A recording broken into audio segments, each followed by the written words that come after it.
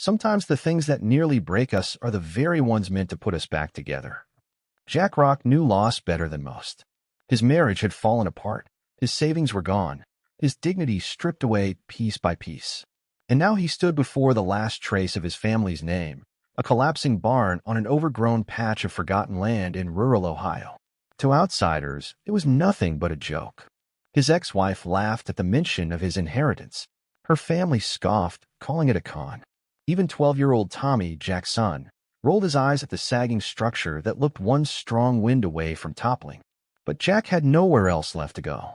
With his last $100 burned on gas and groceries, he loaded everything they owned into a truck and drove toward this derelict farm.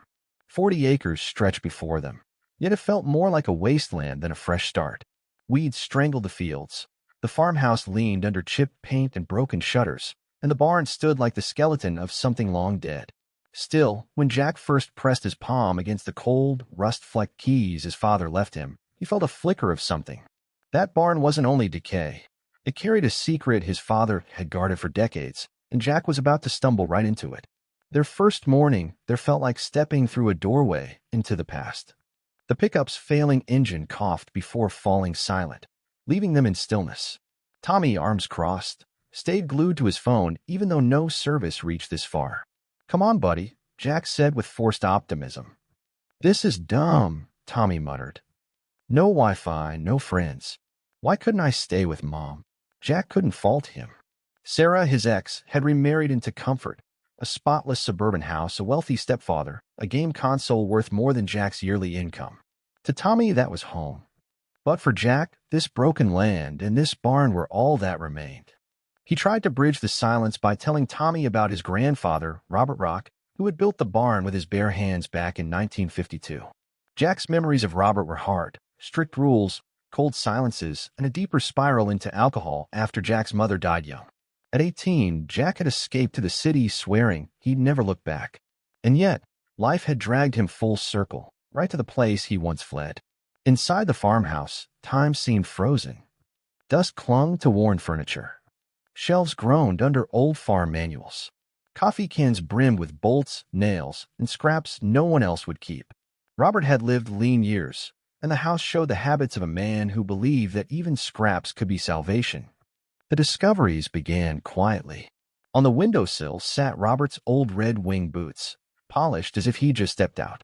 Tommy found a photo tucked deep in a bookshelf, Robert beaming beside Jack's mother in front of a newly painted barn, an image of joy Jack had never witnessed in real life. Room by room, the evidence grew, deliberate collections, carefully preserved journals, tools arranged with near-obsessive order. And then, when they pushed open the barn doors, a flood of scent, hay oil, old wood rushed out. Inside, everything was astonishingly neat. Tools lined the walls. Equipment stood like soldiers waiting in formation. It wasn't abandonment. It was preparation. Even Tommy's sulking cracked. "Okay, this is kind of cool." And then Jack saw it.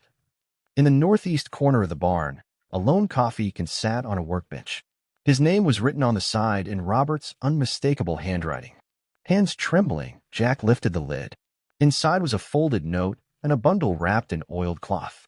The note read, "For Jack. Your true inheritance begins here. The boots will guide you." Unwrapping the cloth, Jack found a brass compass, polished, gleaming despite its years. But the needle didn't point north. It quivered, spun, then fixed itself in strange directions. Jack didn't understand it. But for the first time in what felt like forever, something stirred inside him, hope.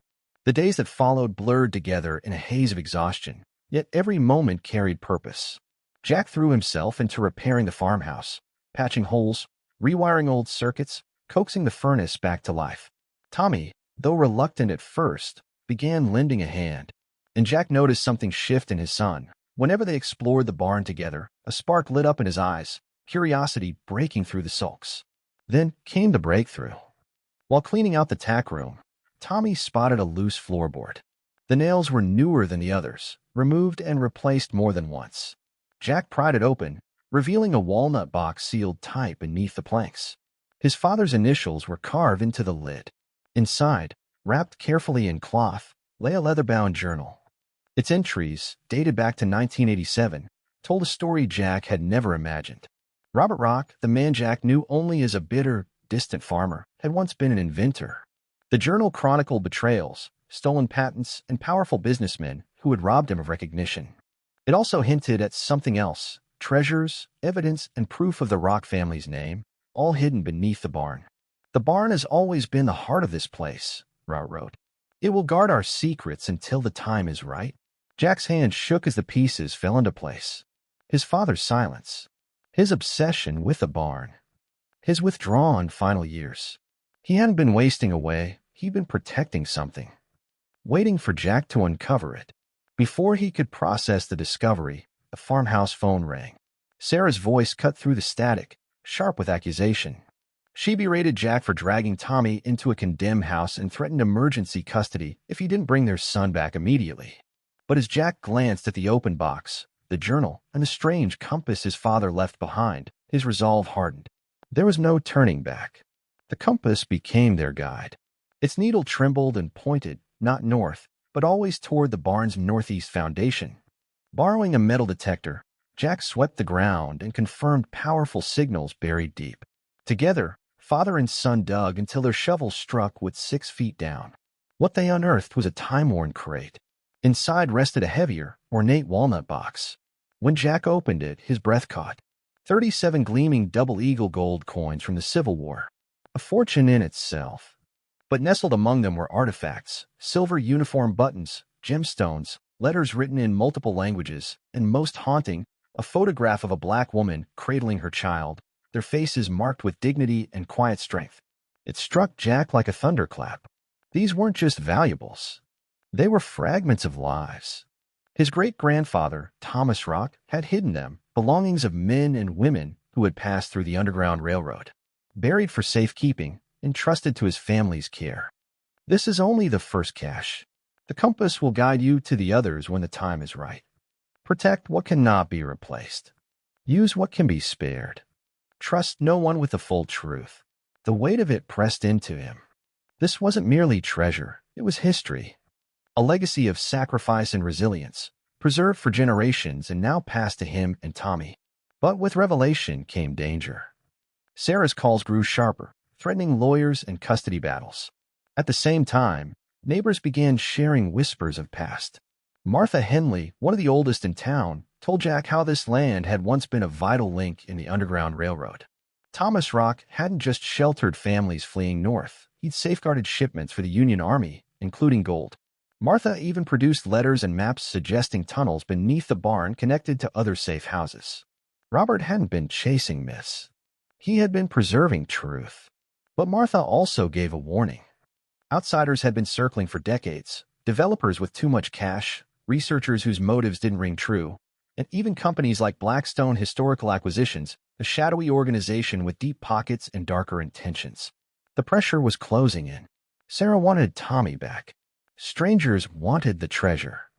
And now Jack and his son, armed only with a compass and Robert's cryptic instructions, stood as guardians of secrets others would fight to possess. Each day, the compass tugged at them. Each discovery uncovered another story: coins, letters, artifacts that whispered of survival and hope. Symbols scratched into the barn's foundation hinted at directions. Hidden crates revealed more fragments of lives once carried through these fields. And through it all, Jack and Tommy grew closer. Work became adventure. Silence turned into conversation. What began as despair was shaping into purpose. The farm was no longer just a refuge. It had become the center of a storm, and the Rock family's legacy was only beginning to reveal itself. But Sarah's arrival forced a reckoning. She drove up furious, ready to haul Tommy back to Columbus. Jack, expecting this moment, laid everything out on the farmhouse table: the journals, the coins, the artifacts, the maps, and the strange compass. Sarah's skepticism cracked as she stared at undeniable proof. These weren't fantasies or half-baked dreams. They were treasures tied to history itself, artifacts worth hundreds of thousands, letters historians would fight to preserve, a legacy that could change their son's future. For the first time, Sarah hesitated, torn between outrage and awe. Jack spoke plainly. This wasn't neglect, it was discovery. It wasn't recklessness, it was responsibility. And for Tommy, The farm was more than just shelter. It was a chance to belong to something bigger, something that connected past to present. Outside, though, shadows lengthened. Others were circling, hungry for what the rocks had uncovered. Time was running short. As the sun set across the Ohio fields, Jack stood in the barn doorway, the compass warm in his palm, its needle trembling towards secrets still hidden. He knew the battles ahead would be brutal. Custody hearings, courts, powerful outsiders with money and influence. But beside him was Tommy, no longer the sullen boy from the city, but a son standing tall, eyes bright with pride and curiosity. Together, they weren't just hunting for gold. They were guarding history, unearthing truths, and writing the next chapter of the Rock family story. "This is only the beginning," Jack whispered. Because beneath that barn lay more caches, more stories, more hidden treasures. Yet the greatest inheritance wasn't measured in coins or relics. It was the bond between father and son, forged in dust, danger, and shared purpose. And so their journey continued.